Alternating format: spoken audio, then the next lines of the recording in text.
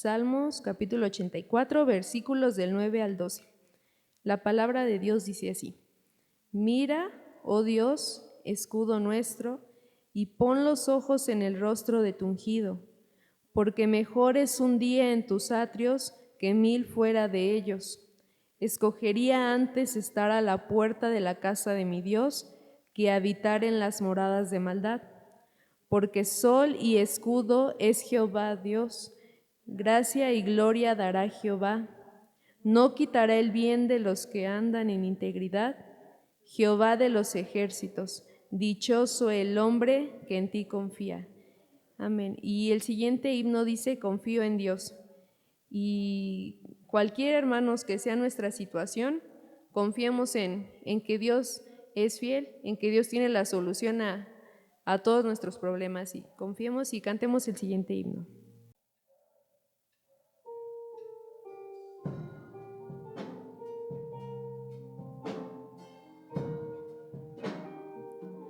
Confío en Dios, muy cerca siempre está. En tierra o mar, su protección me da. Tan solo sé, doquiera esté, mi Padre amante cuidará de mí. Si por el valle tenebroso voy, confiado en mi pastor, a salvo estoy. Es mi Jesús, mi guía y luz, mi Padre amante cuidará de mí. Confío en Dios, quien es mi amparo fiel en lucha cruel. Mi defensor es Él. Se apaga el sol a su alrededor, mi Padre amante cuidará de mí. Gracias, Señor. Gracias te damos por ese cuidado, Señor. Gracias porque siempre estás, Dios, al pendiente de nosotros, Dios. Gracias porque tu mirada está puesta en nosotros, Señor. Y gracias, Dios, porque nada de nosotros te es ajeno, Señor. Bueno, vamos a abrir nuestra Biblia ahí en Romanos capítulo 12.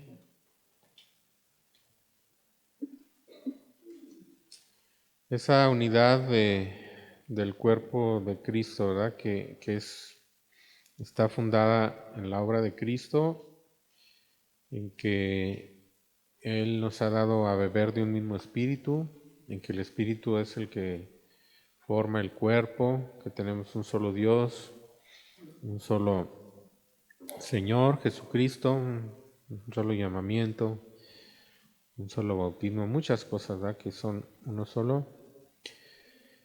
Tiene que verse reflejada, ¿verdad? En armonía, en el funcionamiento de la iglesia. Y ahí en el versículo 3, Romanos 12, versículo 3, dice: digo pues por la gracia que me es dada a cada cual que está entre vosotros, que no tenga más alto concepto de sí que el que debe tener, sino que piense de sí con cordura, conforme a la medida de fe que Dios repartió a cada uno.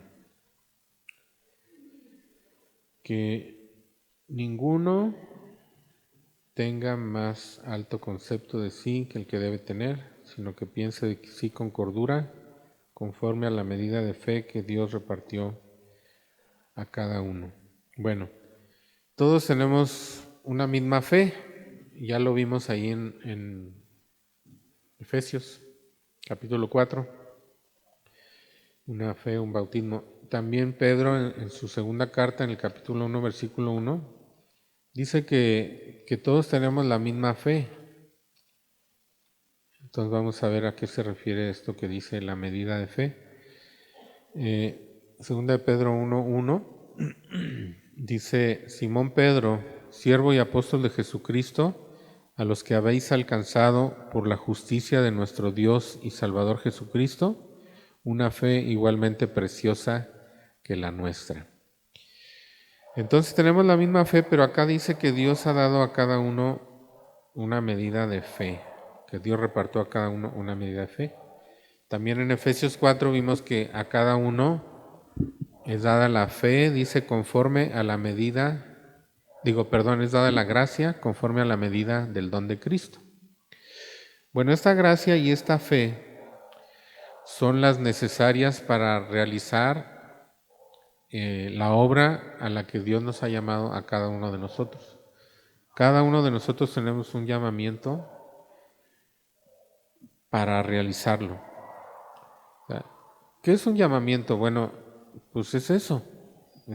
Ven, yo he destinado para ti que tienes que hacer este trabajo, esta obra, ¿verdad? Ese llamamiento, de hecho, es algo que viene desde la eternidad, así dicen los profetas y así dice el apóstol Pablo también. Me escogió desde antes de los tiempos de los siglos, ¿verdad? Y Dios nos escogió así.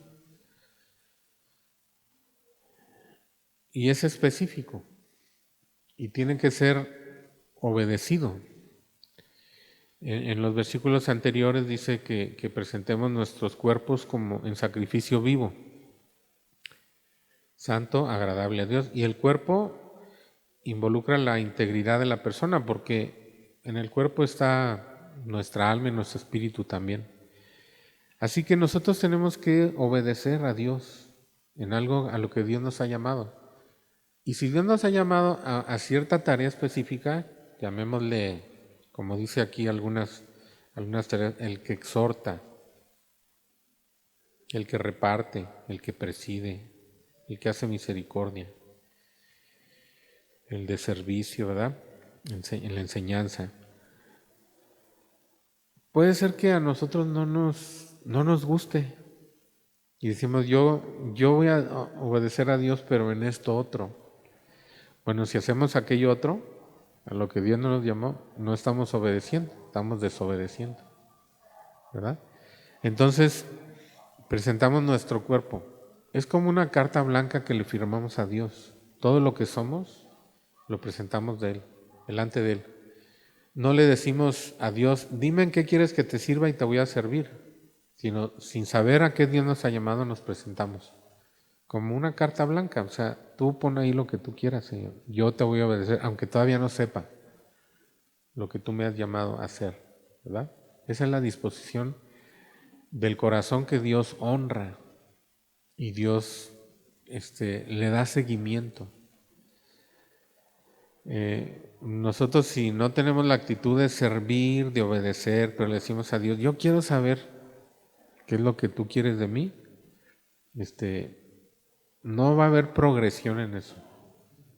Cuando hay la disposición, cuando hay la obediencia ya previa, incondicional, entonces eso va a seguir. Dios nos va a ir hablando cada día más claramente de qué es lo que Dios quiere para nuestra vida. También eso necesita una renovación de la mente, una transformación, porque nuestra tendencia y la tendencia que el mundo nos presenta es la del egoísmo, ¿verdad? Tú tienes que ser feliz, tú tienes que conseguir lo que quieres, no tienes por qué estar sirviendo a los demás. Y el mundo dice, tú eres el centro de todo, tú mereces ser feliz. Pero dice que aquí que nosotros tenemos que no conformarnos a esa forma de pensar del mundo, sino ser renovados. Y literalmente dice, permitid ser transformados, porque nosotros no podemos cambiarnos a nosotros mismos. pero podemos ponernos bajo la acción de Dios, de su Espíritu Santo, de su palabra, para que podamos ser transformados. Y Dios va a ir cambiando nuestra mentalidad, va a ir cambiando nuestro entendimiento, vamos a ir entendiendo las cosas. Y luego eso se puede hacer realidad ya en la vida, en la práctica, dice, para que comprobéis cuál sea la buena voluntad de Dios, agradable y perfecta. Entonces lo que Dios ha escogido para nosotros es lo mejor para nosotros, ¿verdad? Es buena, agradable y perfecta. Al final es lo único que puede dejarnos satisfechos en esta vida, que hagamos aquello para lo cual Dios nos trajo a este mundo, porque así con cada uno de nosotros, sencillamente al permitirnos nacer, Dios ya tenía en mente lo que Él quiere para nuestra vida. Y entonces, para hacer eso, Él nos da una medida de fe, porque todo servicio, toda obra de Dios requiere fe. Y aquí está involucrado digamos, el equilibrio de la primera parte que dice: ruego que ninguno de los que están entre ustedes tenga un concepto más alto de sí mismo que el que debe tener. Pero hacer la obra de Dios, lo que Dios quiera que nosotros hagamos, eso requiere de fe. Y la fe necesariamente involucra que quitemos los ojos de nosotros mismos y lo pongamos en el objeto de la fe, ¿verdad? Que es Cristo, el que nos fortalece. Así dijo Pablo: doy gracias a Dios que me tuvo por fiel, al que me fortaleció, ¿verdad? Me tuvo por fiel, poniéndome en el ministerio.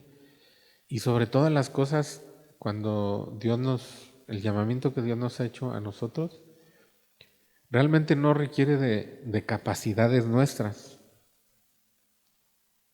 Seguramente Dios prepara las cosas, como en el caso de Pablo que estamos viendo, su caso. Lo que él tuvo de preparación y todo fue algo que Dios ya pensó de antemano para lo que él iba a usar. Pero muchas veces lo que son nuestras capacidades naturales, a veces hasta nos estorban, porque tendemos a poner en ellas nuestra confianza. Y aquí lo que nos está llamando es a la fe, y la fe nunca mira hacia sí mismo. La fe siempre mira hacia Dios.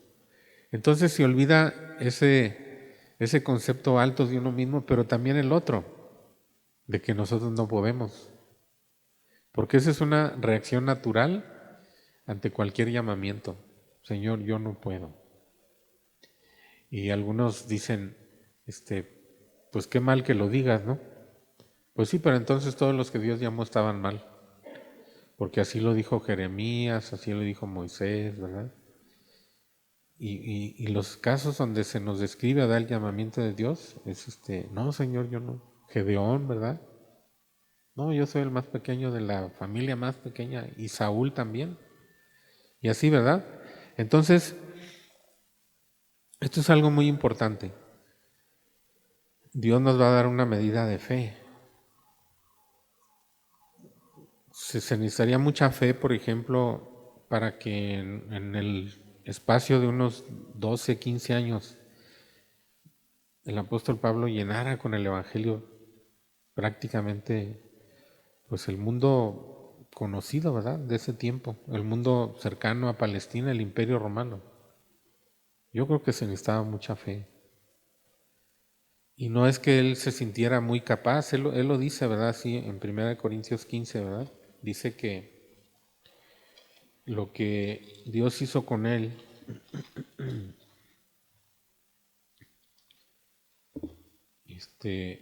no fue porque él fuera muy capaz, dice,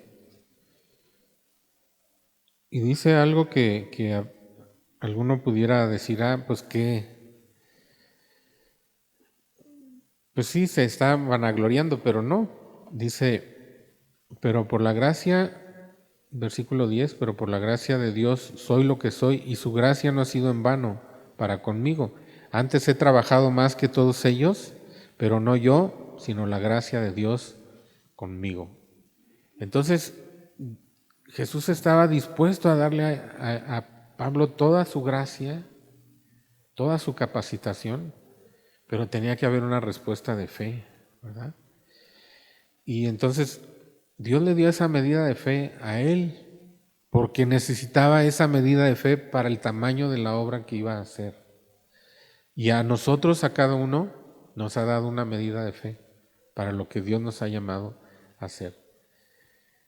Y entonces nosotros tenemos que estar siempre en esa comunión con Dios y en esa disposición de, como decía un pastor, ¿verdad?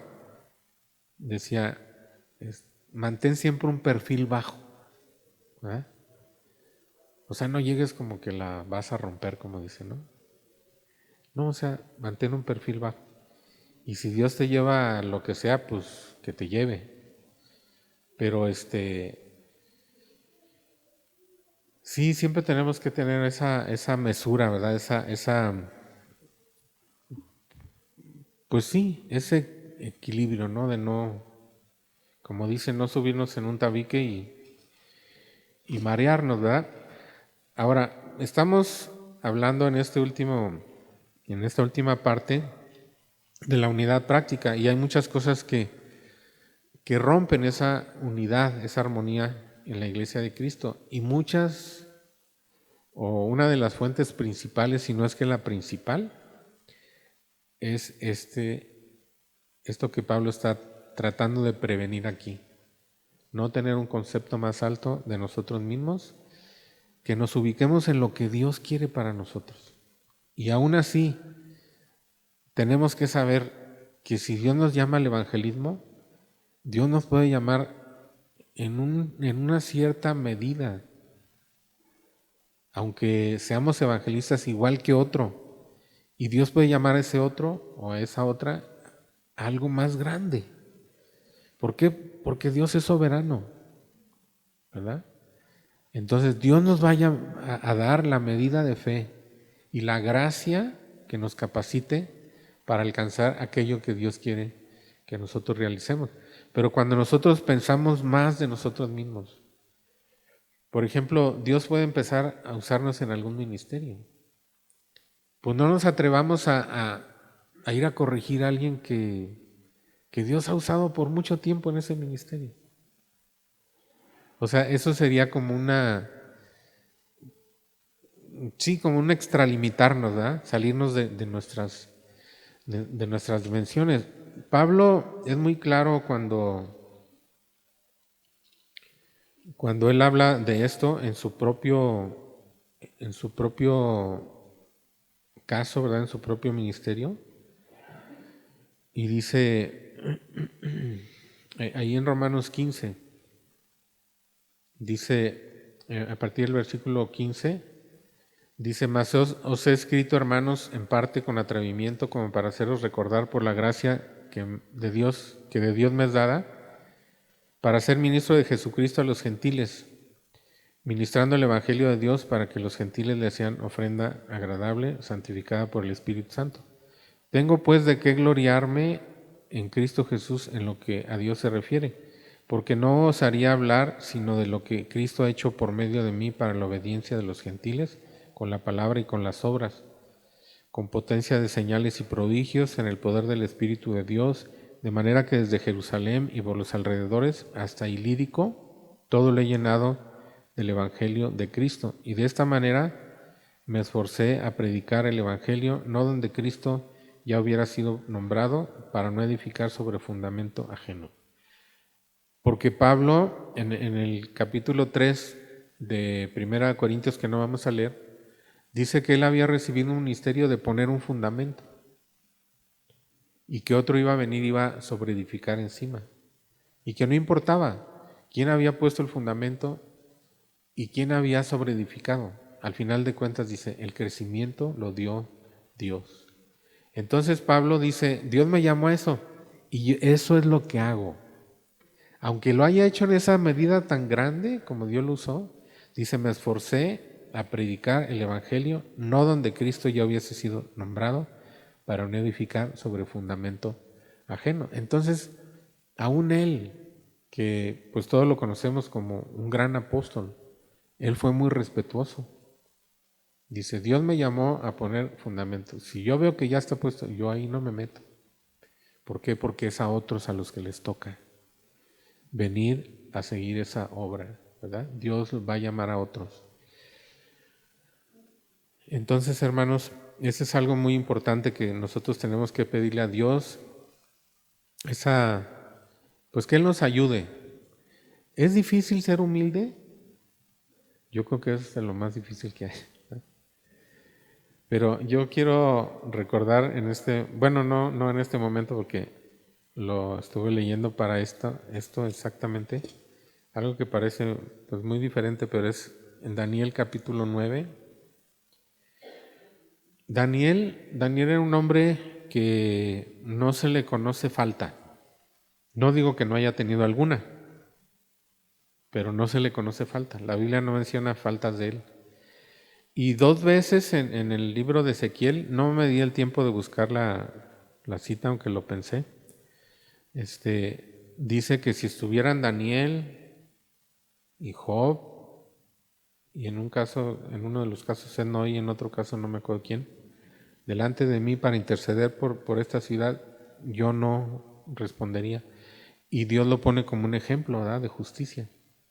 Sin embargo, aquí dice algo que nos puede enseñar mucho a nosotros ahorita sobre lo que estamos haciendo, ayunando, ¿verdad?, y buscando a Dios.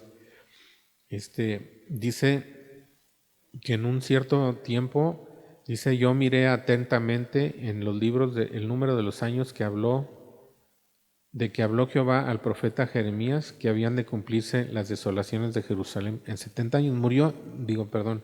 Miró atentamente la palabra de Dios para entender el tiempo que estaba viviendo y la necesidad que se presentaba. Como una cosa, digamos, de lo que nos puede enseñar a nosotros, ¿verdad? Pero la actitud de él, y si volví mi rostro a Dios el Señor, buscándole en oración y ruego, en ayuno, cilicio y ceniza, y oré a Jehová mi Dios e hice confesión diciendo, ahora Señor, Dios grande, digno de ser temido, que guardas el pacto y la misericordia con los que aman y guardan tus mandamientos.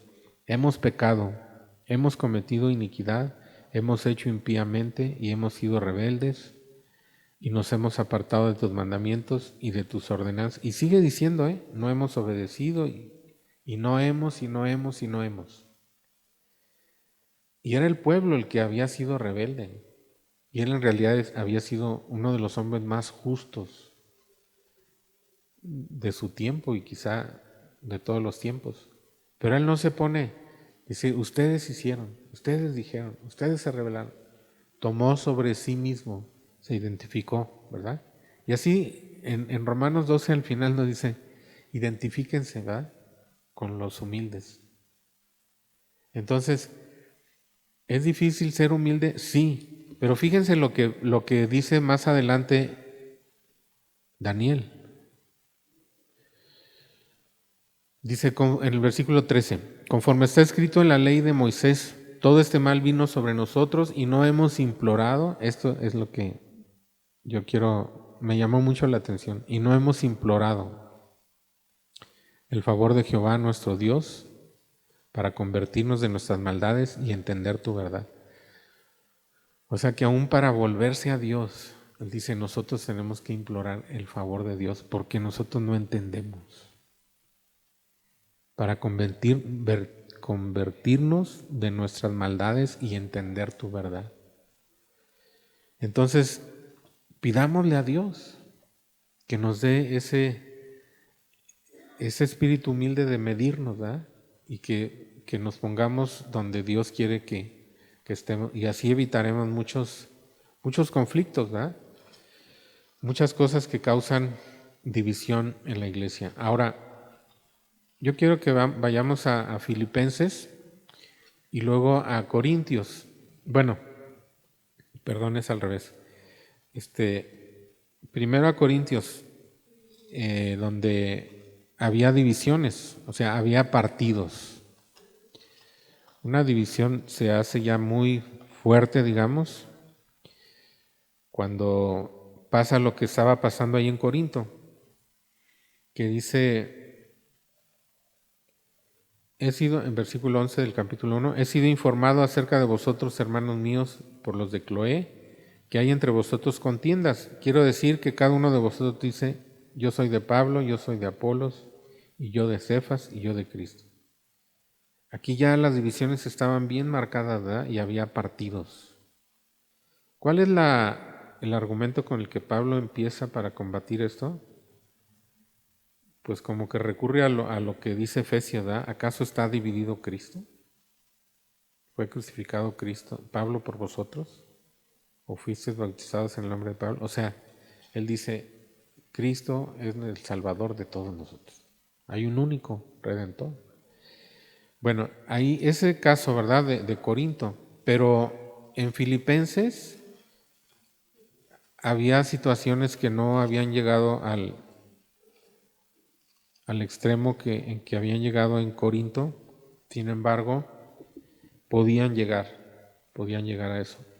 Y Pablo da una serie de exhortaciones, ¿verdad? Bueno, Lidia predicó de esto el domingo, ¿verdad? En la primera parte de la carta. Y yo quiero que notemos cómo en esos versículos del 3 al 11 se usan muchas palabras que significan todo, ya sea en cantidad o en completar una cosa o en tiempo. Por ejemplo, dice, doy gracias a mi Dios siempre que me acuerdo de vosotros, siempre en todas mis oraciones rogando con gozo. Y luego, esa palabra siempre, ¿verdad? Y luego empieza a usar otra, todos, rogando con gozo por todos vosotros. Y luego empieza en el siguiente versículo algo que abarca un periodo desde el principio al fin, por vuestra comunión en el Evangelio desde el primer día hasta ahora. Y en el siguiente otra vez, que el que comenzó en vosotros la buena obra, la perfeccionará hasta el día de Jesucristo. Y luego en el siguiente, y como me es justo sentir esto de todos vosotros, por cuantos tengo en el corazón, y aquí dice en todas las cosas, en el corazón, en mis prisiones, en la defensa y confirmación del Evangelio, y luego otra vez, y todos vosotros sois participantes conmigo de la gracia, porque Dios me es testigo de cómo os amo a todos vosotros en el entrañable amor de Jesucristo. ¿Sí? Entonces, esto es algo, hermanos, que nosotros tenemos que aplicar, ¿verdad? Esta idea que Pablo dice, incluye.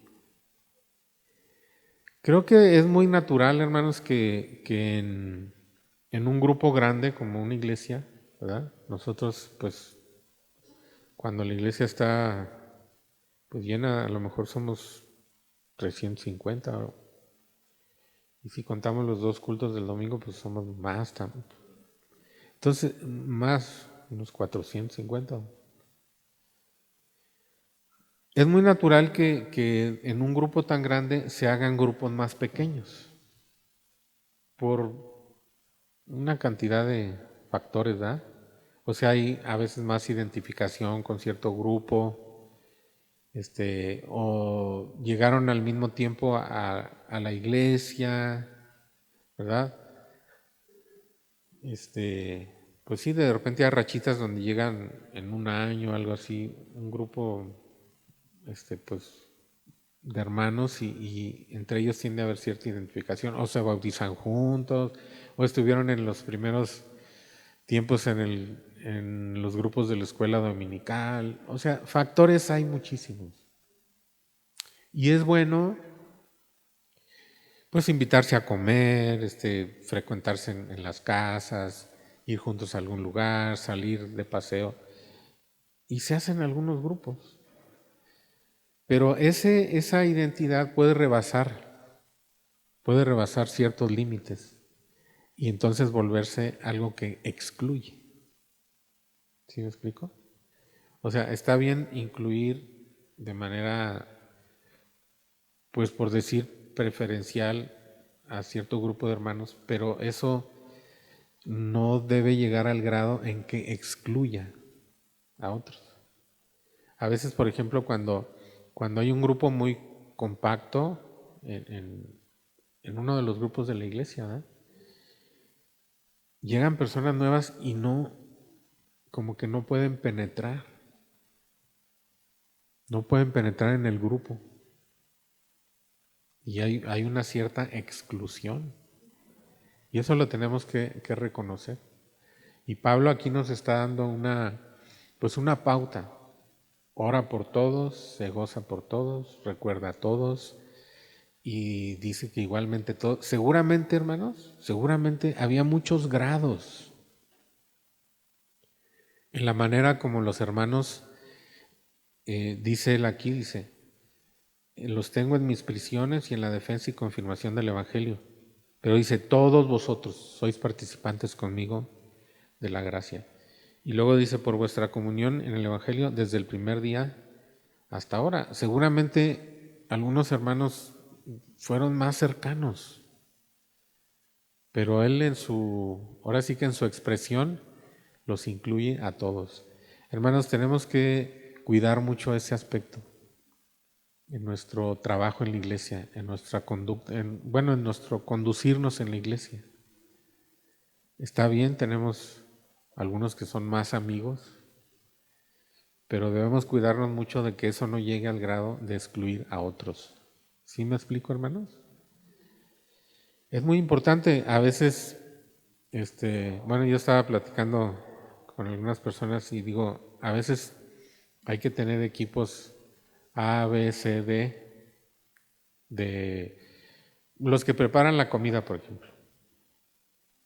Bueno, pero hay veces hay que hacer A más un poquito de B, más un poquito.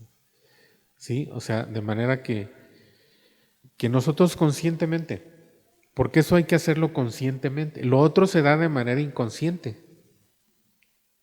Entonces, como eso puede rebasar ciertos límites que ya no son sanos, nosotros tenemos que trabajar conscientemente para cambiar eso, ¿verdad? Y la Biblia dice eso ahí en Efesios, ya lo leímos hace rato. Dice, solícitos en guardar. Algo en lo que se pone atención y que se atiende pronto antes de que llegue a causar daño o división. Eso quiere decir solícito, prontitud, ¿verdad? Y atención, de darse cuenta lo que está pasando. Bueno, entonces Pablo empieza a relatar su experiencia en la prisión que ha sido positiva y luego dice cómo él piensa que Dios lo va a dejar para beneficio de los filipenses. Pero después, ahí en el versículo 27 del capítulo 1, dice solamente. Y ese solamente quiere decir, en un momento dado, con todo lo que Pablo está teniendo en mente, que todo el hecho de quedarse, porque está comparando el ir con Cristo y el quedarse. Y dice, ir con Cristo es muchísimo mejor, para mí es muchísimo mejor, yo lo prefiero. Pues dice, yo sé que me voy a quedar porque hay necesidades. Pero dice, toda esa diferencia de muchísimo mejor a quedarme será compensada, eso quiere decir solamente. Si tan solamente ustedes se comportan como es digno del Evangelio, entonces eso va a compensar todo. Eso es lo que Pablo está queriendo decir aquí. Y ese comportarse digno del Evangelio de Cristo dice, para que sea que vaya a veros o que esté ausente, oiga de vosotros que estáis firmes en un mismo espíritu, combatiendo unánimes por la fe del Evangelio. ¿Sí? Esa unanimidad que Pablo ve que hay el riesgo. Todavía no ha llegado como en Corinto a haber realmente divisiones, y esas divisiones tampoco han llegado a ser partidos. Pero él ve ese peligro y dice, firmes, unánimes, combatiendo por la fe del Evangelio. Y luego en el capítulo 2 empieza ya a tratar más ampliamente esto, ¿verdad? Dice que va a haber oposición y que van a tener persecución, pero que esto es parte es una bendición. Ciertamente el mismo dolor o persecución o sufrimiento no es el don, porque dice, lo trata como un don, porque a vosotros os es concedido a causa de Cristo, no solo que creáis en Él, sino también que padezcáis por Él. No es en sí el sufrimiento lo que es el don, sino es lo que el sufrimiento produce en el cristiano. Y el sufrimiento usado por Dios. Y cuando uno se somete a eso como recibido de parte de Dios, como dice aquí, como un don, como una concesión. Porque puede haber mucho crecimiento, muchas cosas que hay en nosotros que Dios quiere sacar, salen cuando tenemos conflictos. Y es cuando Dios las puede tratar. Entonces, Pablo les dice ahí en el capítulo 2, por tanto, si hay alguna consolación en Cristo, si algún consuelo de amor, si alguna comunión del Espíritu, si algún afecto entrañable, si alguna misericordia, si hay todas esas cosas buenas, entonces que esas cosas normen sus relaciones, ¿verdad? Entonces completad mi gozo sintiendo lo mismo, teniendo el mismo amor, unánimes, sintiendo una misma cosa. Nada hagáis por contienda o por vanagloria, antes bien con humildad, estimando cada uno a los demás como superiores al mismo. Y aquí Pablo está señalando otra vez lo que veíamos en Romanos. La fuente principal de las divisiones es esto, o sea, el egoísmo, la vanagloria y estimarse superiores a los demás, ¿verdad? Entonces es lo que Pablo dice, ustedes tengan cuidado en eso. Y sabemos que no es fácil, pero me gusta lo que dice Daniel. No hemos rogado a Dios para podernos volver. Quizá no hemos puesto nosotros delante de Dios ese peligro que está en todos nosotros con la suficiente instancia o insistencia delante de Dios en oración. Cuando oramos, porque sí tenemos que orar la intercesión, ¿verdad? Pero una de las cosas que también debemos poner siempre primero delante de Dios es nuestra propia relación con Dios, ¿verdad? Señor, ayúdame. Yo soy vanaglorioso. Hay que decírselo al Señor con todas sus letras. A mí me gusta que hablen bien de mí. ¿No nos gusta? A ver, ¿a quién no le gusta que hablen bien de mí? O sea, disfruto mucho cuando están hablando bien. Es la verdad. Bueno. Esas cosas son parte de nuestra relación con Dios y tenemos que ponerlas delante de Dios. Como dijo Daniel, no hemos rogado para volvernos a ti y para entender tu verdad. Y tenemos que rogarle a Dios, hermanos, que nos ayude a entender nuestra propia naturaleza y cómo se interpone en el servicio, en la comunión, en nuestra vida de iglesia y cómo eso puede llegar pues a desembocar en celos, en contiendas, en envidia, en disensiones, pleitos y todas esas cosas, hermanos. Entonces, pues mucho quizás se podría decir, ¿verdad? Pero pienso que nosotros, bueno, más bien pienso que la palabra de Dios en este asunto, sobre todo nos invita a examinarnos a nosotros mismos, a ver qué tanto tenemos un concepto más alto de nosotros mismos que el que debemos tener. Y ahí mismo en Romanos, qué tanta nuestra tendencia es, hay algo que dice ahí al final, después del versículo 8, termina de hablar de los ministerios y empieza a dar puros, digamos, como exhortaciones sobre la conducta. El amor sea sin fingimiento, aborrecer lo malo. Y en una de esas dice,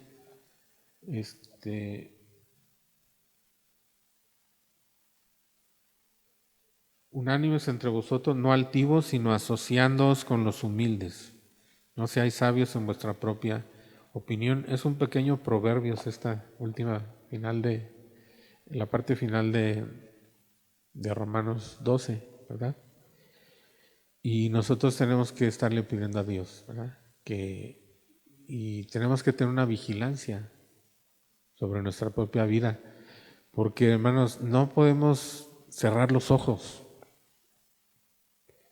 La raíz de los peores males, de las peores contiendas, de los peores pleitos, de las peores divisiones, de las peores inclusive agresiones, está en nosotros. Todo eso existe en germen y a veces más allá de germen en nosotros. Y tenemos que vigilar esas cosas. Y si se han dado esas cosas, entonces tenemos que ir a reparar, a pedir perdón, pues a reconciliarse, ¿verdad? Con los que hayamos pues dañado de alguna manera. Y pues siempre estarle rogando a Dios, hermanos, porque como dice el salmista, ¿verdad? David, que la soberbia no se enseñoreen de mí, porque es muy fácil que eso pase, ¿verdad? Entonces, pues sigamos pidiéndole a Dios y poniendo en práctica estas cosas, ¿verdad? Lo que nosotros debemos de pensar de nosotros mismos, cómo nos conducimos en los grupos que se forman en la iglesia, que no son malos hasta cierto grado, pero que se vuelven malos cuando se excluye ya de manera, pues sí, estar incluido aquí es que otros no entren, ¿verdad? Y eso pues ya es un problema, ¿verdad?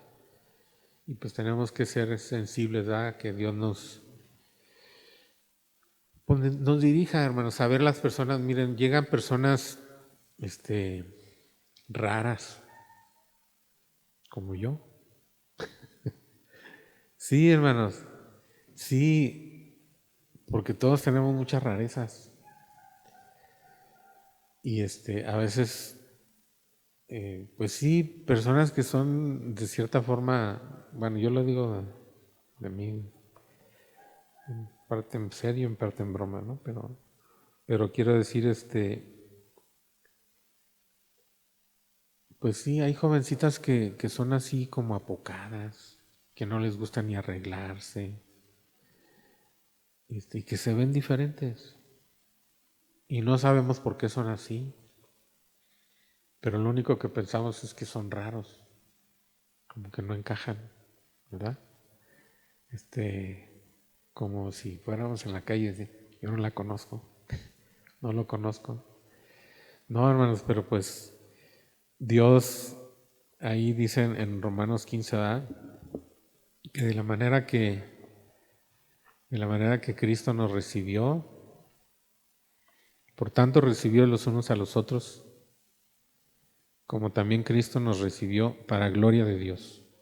Y fíjense que el ejemplo que pone Pablo, para nosotros ha perdido mucho de su fuerza, porque ya no vivimos en esa situación. Pero dice, pues os digo que Cristo vino a ser siervo de la circuncisión o de los judíos, en el versículo 8, y luego en el 9, y para que los gentiles, judíos y gentiles, eran un grupo completamente excluyente uno del otro, ¿verdad? Bueno, los judíos más bien excluían a los gentiles. Y no sé qué ejemplo pudiéramos poner ahora, ¿verdad? De ese extremo de diferencia, pero era una diferencia extrema. Y Pablo dice, Cristo nos recibió a unos y recibió a otros. Y ustedes, dice, de esa misma manera, recíbanse, ¿verdad? Unos a otros. Que Dios nos ayude, hermanos, a sanar lo que está dañado, lo que está herido. Y sobre todas las cosas, que Dios nos ayude siempre a voltear hacia nosotros mismos. Yo le decía eso a a alguien que se me acercó, y le digo, siempre que estamos pidiéndole a Dios que cambie a otras personas, Dios tiene mucho que señalarnos a nosotros en cosas que debemos cambiar. Entonces no pensemos que los demás son intolerantes, que los demás son raros, que los demás no tienen buenas prioridades, que tantas cosas que podemos pensar, ¿verdad? A lo mejor nuestras prioridades para otras personas son raras, están mal. Bueno, pues nosotros los vemos a ellos raros y luego ellos nos ven a nosotros raros. Entonces hay una resistencia, pues acerquémonos, ¿verdad? A las personas que nos parece como que no van con nosotros, ¿verdad? Pues que Dios nos ayude. Vamos a orar. Señor, tú eres tan bueno, Señor, con nosotros. Tú nos has perdonado tantas cosas, Señor. Nuestra vida, solamente tú conoces cómo era y cómo es, Señor, en lo íntimo. Tú conoces nuestros corazones, Señor. Y en el nombre de Jesús te pedimos que tú pongas ese sentir en nosotros, Señor, de aceptación, de ser amplio, Señor, y no excluyente, Señor. En el nombre de Jesús te pedimos que tú nos ayudes a examinarnos, no con morbo, Señor, sino de una manera enfermiza, Padre, pero que sí te pidamos, Señor, siempre que tu luz entre en nuestro corazón y alumbre los lugares oscuros, Señor. Que si hay, como dice Pablo, escondrijos de vergüenza, tu palabra, Señor, entre allí como esa agua que limpia, Señor, tu Espíritu Santo, renueve, Señor, y cauterice esas cosas que causan daño, Señor, y que aún a nosotros mismos no nos permiten, Señor, tener esa tolerancia, esa apertura, Señor, para personas que pensamos que son muy diferentes que nosotros, Señor, cuando sabemos que en el fondo, Señor, todos somos tan parecidos y tan necesitados de ti, Señor. En el nombre de Jesús, ayúdanos, Padre. Ayúdanos y sana, Señor, a tu iglesia, te lo pedimos, Padre, en el nombre de Jesús. En el nombre de Jesús, así sea. Yo quisiera ya para terminar, hermanos, leer una parte que está en 2 Corintios capítulo 6. Sabemos que en realidad los corintios habían rechazado de muchas maneras a Pablo. Y dice, estoy en Romanos, perdón. Dice así. Dice, nuestra boca se ha abierto a vosotros, oh corintios, nuestro corazón se ha ensanchado. No estáis estrechos en nosotros, pero sí sois estrechos en vuestro propio corazón. Pues, para corresponder del mismo modo como a hijos hablo, ensanchaos también vosotros. Que nosotros podamos ensanchar nuestro corazón, hermanos. Dios les bendiga.